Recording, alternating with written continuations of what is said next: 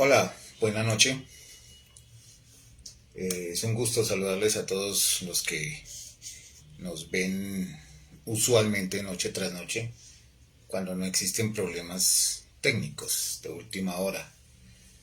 Eh, en la emisora del Colegio Técnico Tomás Rueda Vargas, a través de C2Speak. Como es usual los días jueves, en la noche de los jueves, pues estamos aquí para entretenernos un poco en las lecturas diversas con estilos diversos que abocamos quienes hacemos parte de este pequeño club de lectores de Cito Speak. Como estamos en el mes de Halloween y se acerca esa fecha que es más o menos especial para algunos por su festividad, despojado de cualquier otro tipo de significados que le quieran dar desde varias orillas, entonces pues estamos aquí con una lectura inusual en mí, porque no soy muy afecto a esto, pero eh, aprovecho para hacer una lectura de uno de los trabajos de Jim Butcher, que es un escritor estadounidense y que tiene un personaje que, que es Dresden, Harry Dresden, ¿cierto? Y quien él tiene unas historias de fantasmas. Pues un texto largo y pues de ahí tomamos un capítulo 37 que lo tengo a mi disposición gracias a un grupo de intercambio de textos de libros, Hansi Libros. Es un grupo cuyas raíces están en Argentina, ¿cierto? De los cuales pues tenemos la fortuna de hacer parte también. Entonces saludo a Jenny Evet, fiel video escucha de esta sección. Saludo a mi colega que esté ahí en la administración de comunidad, ¿sí? También. Y a todos los que ya han ido llegando acá. Siendo las 8:04 donde hoy, jueves 28 de octubre de 2021, vamos a esta historia que no está en la red, es solo un capítulo 37. Si nos gusta, después leemos el 38. O nos devolvemos al 36. Entonces, al punto, a lo que vinimos. Daniel Carpenter se inclinó hacia atrás, levantó una bota de trabajo de la talla 14 y arrancó de una patada la puerta que conducía a la planta de la fábrica. Estaba impresionado. El chico tenía poder, es decir, la puerta era vieja y las bisagras estaban oxidadas, pero seguía siendo una maldita puerta de acero. Y atravesó un par de metros por el aire antes de caer de golpe al suelo con un enorme y hueco estruendo que resonó en la enorme sala que había detrás. Gracias, dijo Butters, con el acento británico absolutamente odioso que normalmente reservaba para la nobleza, que sus jugadores debían odiar en nuestras antiguas sesiones de juegos semanales. Olfateó y se dirigió al suelo de la fábrica, con sus pasos claros y precisos en el espacio vacío. La capa del falso guardián flotaba a su paso. Daniel avanzó un paso por detrás de Butters, con las cejas oscuras fruncidas en una mirada de matón. Le resultaba muy natural. Tenía una enorme mano agarrada a la nuca de Fitz y arrastraba al chico con una fuerza brusca y despreocupada. Fitz parecía intensamente incómodo. Butters se detuvo ante una débil y vieja línea de tiza en el suelo. La miró por un momento y luego gritó: «¡Hola!». Dije allí: «¿Hay alguien en casa?». «Vengo a hablar con el brujo Aristides. Me han dicho que se encuentra aquí». Hizo una pausa de 1,5 segundos y añadió: «Tengo que atrapar a un hechicero en Trinidad dentro de 1 hora. Preferiría no alargar esto». Nadie respondió. Se oyeron sonidos suaves y furtivos. una vieja zapatilla de tenis arrastrándose por el suelo de cemento con un débil chirrido. Pasos, una suave exhalación, un débil gruñido de esfuerzo. «Guardián», dijo Butters. Se hurgó los dientes con la uña del pulgar. Los hombros de Daniel se bloquearon y se tensaron, y Fitz soltó un breve aullido. «Soy yo», gritó frenéticamente. «Es Fitz, señor. Dicen que están aquí para hablar con usted sobre el FOMOR». «Fitz», dijo una voz desde un lado. Uno de los chicos del coche, el pequeño, salió de detrás de un conjunto de armarios metálicos. Echó un vistazo a la situación de Fitz y se puso en cuclillas, listo para correr.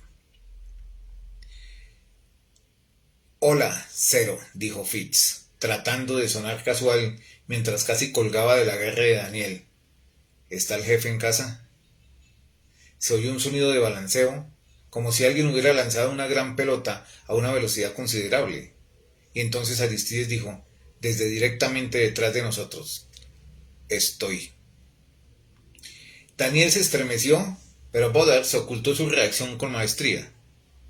Se limitó a mirar por encima del hombro y contemplar a Aristides, que ahora estaba de pie en la entrada que acababa de quedar sin puerta.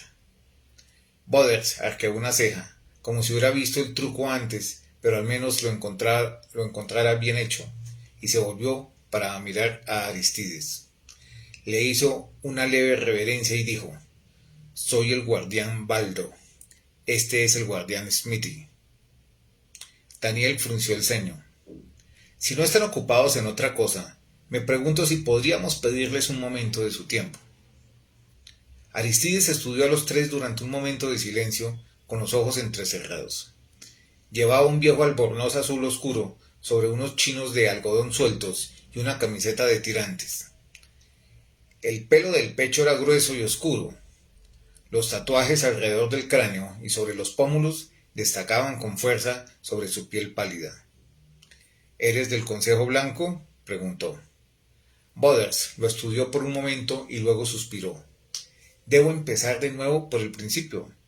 Nuestros archivos te describen como un operador menor, pero competente. ¿Se han equivocado?». Aristides se cruzó de brazos con una expresión neutra. «Estoy, por supuesto, al tanto del Consejo Blanco. ¿Qué asuntos tienes conmigo? ¿Y por qué tienes prisionero a mi aprendiz?». Hice un círculo rápido alrededor de Aristides. Como era todo un fantasma, nunca supo que estaba allí. Ni siquiera se le puso la piel de gallina en la nuca. Supuse que era todo lo contrario a Fordil. Ser un megalómano egocéntrico no había preparado a Aristides para ser sensible al alma de nadie en absoluto. «Hay un bulto bajo la bata en la parte baja de la espalda», le dije a Fitz. «Parpadea 2 veces para decir que sí, si sabes lo que es. Parpadea una vez para el no». Fitz me echó una mirada y parpadeó 2 veces. «¿Un arma?», pregunté. 2 parpadeos. «¿Arma?», 1 parpadeo. «¿Cuchillo?», 2 parpadeos. «Bien», dije. «Eso es definitivamente un hecho que hay que saber. Si tienes la oportunidad o si las cosas se ponen violentas, díselo a Daniel». 2 parpadeos nerviosos más. Dudé y luego dije con una voz muy suave: «Aguanta, chico. He estado donde tú estás. Todo va a salir bien». No hubo parpadeos y Fitz se mordió el labio. Butters, mientras tanto, siguió con el diálogo. «Está claro que el Consejo encuentra las recientes actividades de los FOMOR un tanto repulsivas. Igual de claro es que nuestra recién concluida guerra con la Corte Roja nos ha dejado con menos capacidad de actuación de la que hubiéramos tenido en el caso contrario». Lo cual, pensándolo bien, probablemente no era cierto. El Consejo terminó la guerra con la Corte Roja con más guardianes activos, experimentados y peligrosos de los que tenía cuando empezó. Por supuesto, la gran mayoría de ellos eran un grupo de niños de la edad de Molly o más jóvenes, pero ya eran veteranos. Pero apostaba a que el FOMOR que se metía con un grupo de talentos de bajo nivel era un problema que estaba bastante abajo en su lista de prioridades. «Había oído que los guardianes eran expertos en ir al grano», dijo Aristides. «Deberíamos empezar de nuevo, desde el principio, para darles otra oportunidad de llegar al punto, ¿no crees?». Boders le dedicó al hechicero una sonrisa gélida y una pequeña inclinación de cabeza. Tú y tu cuadrilla todavía estáis aquí. Eso sugiere competencia. Nosotros aprobamos la competencia. Aristides inclinó la cabeza hacia un lado y guardó silencio por un momento. ¿Has venido a hablar de algún tipo de relación? No nos adelantemos, respondió Boders. No soy un reclutador. Esto es una visita, una evaluación a ras de suelo, si se quiere. Odiaba dejar a los tres de pie frente a Aristides y su cuchillo, sin nada más que el acento de juego de Boders y unos metros de tela gris para protegerlos. Pero no habíamos venido a enfrentarnos a Aristides. Estábamos aquí por Fortil. El apresurado plan que había trazado con Boders preveía que yo localizara al padre mientras ellos mantenían la atención de Aristides. Además, esas capas representaban algo que Aristides respetaría si tuviera dos neuronas que frotar. Los guardianes del Consejo Blanco nunca habían sido considerados como figuras amistosas, como el policía de tráfico local. La gente les temía probablemente más desde la guerra con la Corte Roja. Los guardianes eran los tipos que te daban una advertencia, mucho antes de que estuvieras a punto de cruzar la línea, infringiendo una de las leyes de la magia. La próxima vez que los vieras probablemente estarían allí para cortarte la cabeza. El hecho de que fueras más respetados o más temidos dependían en gran medida del punto de vista de cada uno, pero nunca nadie los tomaba a la ligera. De alguna manera, se sentía bien que Boders estuviera comerciando con su temible reputación. Tal vez se sentía bien porque esa reputación era, como yo, inmaterial, pero no capaz de alterar los acontecimientos. El fantasma de la ferocidad de los guardianes podía ser tanto como yo para vigilar a mis compañeros. Así que les deseé suerte dentro del silencio de mis pensamientos y me dispuse a cumplir mi parte del plan. Me desvanecí y reaparecí a nivel del techo, teniendo cuidado de mantenerme alejado de la luz solar directa, ya que ésta entraba por unas pequeñas ventanas situadas en lo alto de las paredes. El techo no era tan alto en comparación con la superficie del suelo de la fábrica, y me costó varios intentos antes de reconocer la ubicación del campamento de la banda en todo ese espacio abandonado. Me dirigí a él y encontré a Fortil. El sacerdote estaba tumbado muy quieto en el suelo, acurrucado en medio círculo.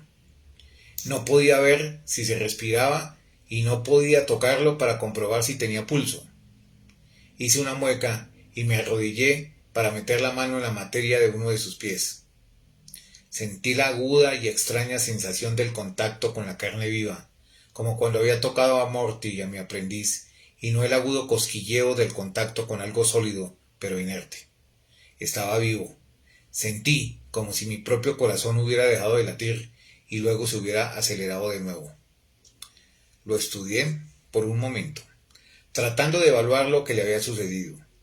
Había sangre procedente de varios cortes alrededor de la cara, donde su piel fina y envejecida se había abierto por un golpe fuerte, en los pómulos, en los bordes de las cejas y en la barbilla. Tenía el labio partido y se le estaba hinchando. Había recibido una paliza de los puños de alguien, o posiblemente de bofetadas a mano alzada propinadas con una velocidad sobrenatural. Eso se sentía bien. El viejo sacerdote, un símbolo viviente de todo lo que Aristides resentía, debía haber aparecido para hablar. Por muy educado que hubiera sido el padre, su simple presencia habría sido suficiente desafío para el ego de alguien como el hechicero. Los desafíos solo podían responderse con violencia, y las bofetadas que le propinó habrían sido tan dolorosas como insultantes. El brazo izquierdo de Fortil estaba presionando contra sus costillas. Había caído y se había acurrucado alrededor de su sección media. El hechicero debe haberle dado algunos golpes en el cuerpo también. Costillas rotas, tal vez, o algo peor. Todo lo relacionado con los traumatismos era peor cuando se le ocurría a los ancianos. Piel más fina, menos músculos, menos huesos, órganos desgastados. Eran vulnerables. Apreté los dientes y miré alrededor del campamento. Aristides había dejado un guardia para vigilar a Fortil. Era un muchacho, y podría haber sido un niño de 10 años muy escuálido y mal alimentado, como mucho. Estaba sentado cerca del barril de fuego, temblando, sosteniendo un viejo y oxidado cuchillo para carne. Sus ojos vagaban por todas partes, pero no miraba la forma inmóvil del sacerdote. De repente, Forthill se estremeció y dejó escapar un suave gemido antes de volver a sumirse en la quietud. El niño del cuchillo apartó la mirada con los ojos repentinamente húmedos. Se rodeó las rodillas con los brazos y se balanceó hacia adelante y hacia atrás. No estaba seguro de qué vista me dolía más. Apreté la mandíbula. ¿Qué animal le haría esto a un anciano? ¿A un niño? Sentí que mi piel empezaba a calentarse y un reflejo de la rabia que había vuelto a hincharse en mi interior. Es mejor no dejar que esos pensamientos ocupen tu mente, dijo una voz muy calmada, muy tranquilizadora. Me giré para mirar a la persona que hablaba, con las palabras de un hechizo en la lengua y un poder fantasmal encendiéndose en la palma de mi mano derecha. Una mujer joven estaba de pie sobre Forthill, frente a mí, en un rayo de sol que se colaba por un agujero en una ventana ennegrecida.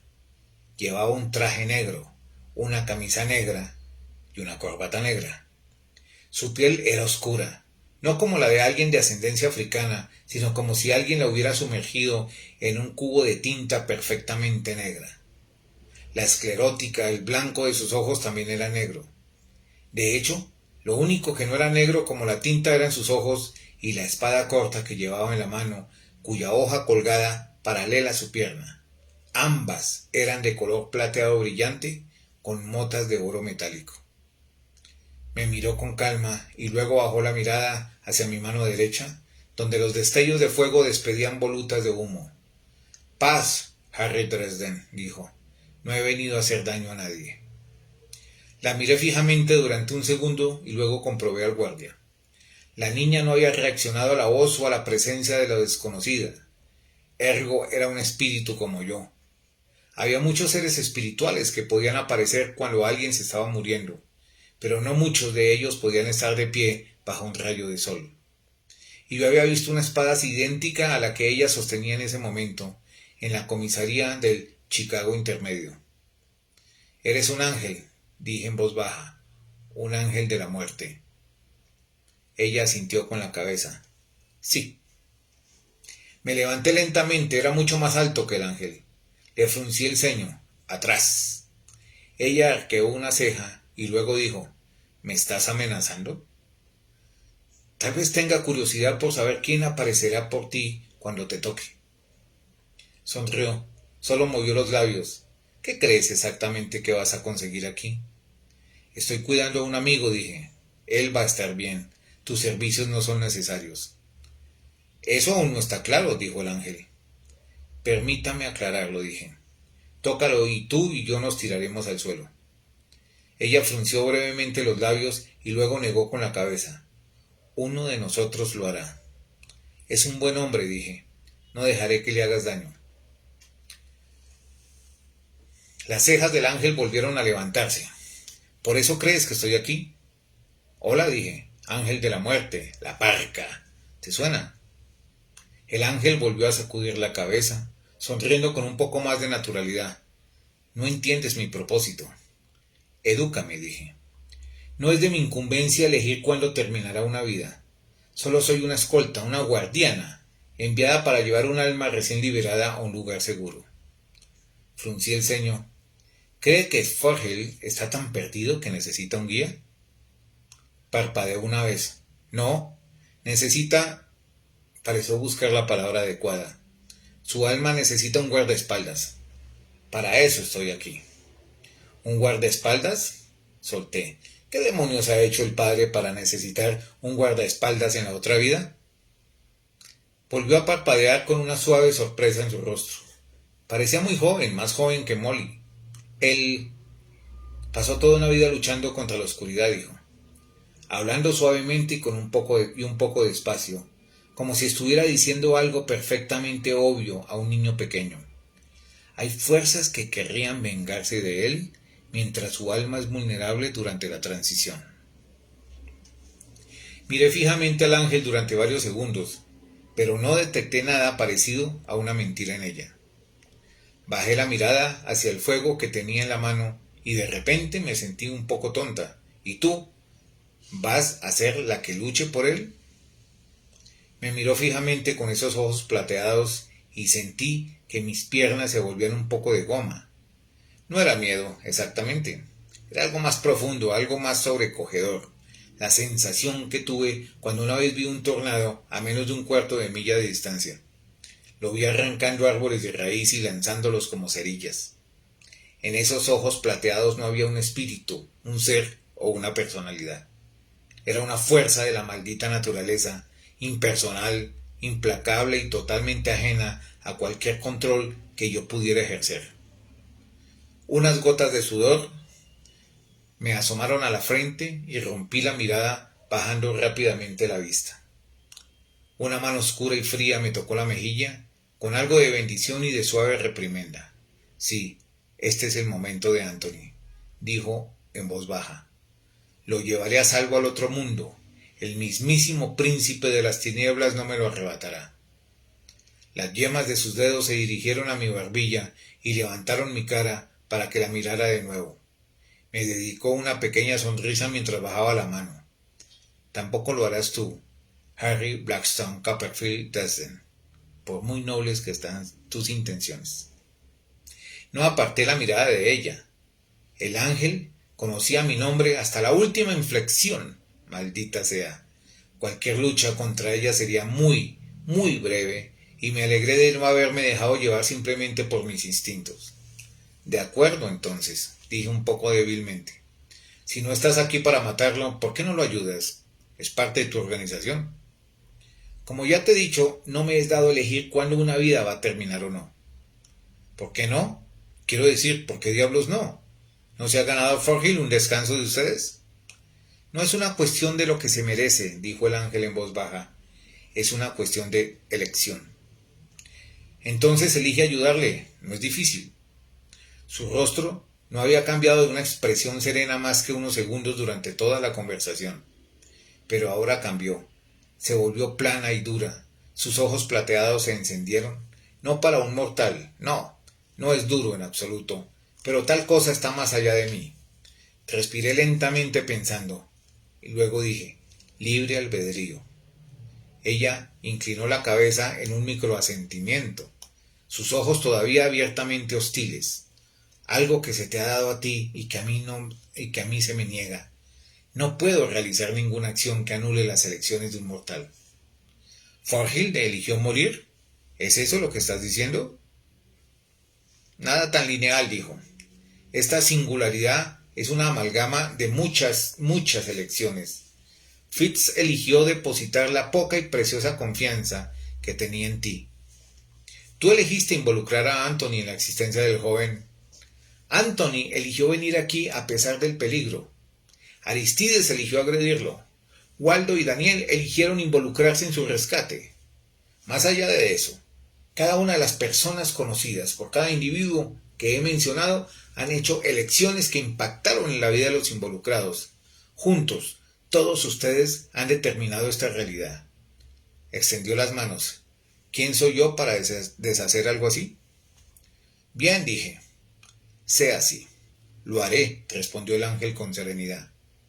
Eché una mirada más a Forhill y desaparecí, dirigiéndome de nuevo hacia Butters y compañía. Si el ángel no iba a ayudar al buen padre, lo haría yo mismo. Solo había un par de saltos hasta el otro extremo de la planta de la fábrica, y solo tardé unos segundos en llegar. Fitz, dije, he encontrado al padre. Está... Eso parece razonable, le decía Aristides a Butters. ¿Puedo hacer una pregunta? ¿Por qué no? Contestó Butters. Fitz se retorcía en el agarre de Daniel, apartándose de Aristides.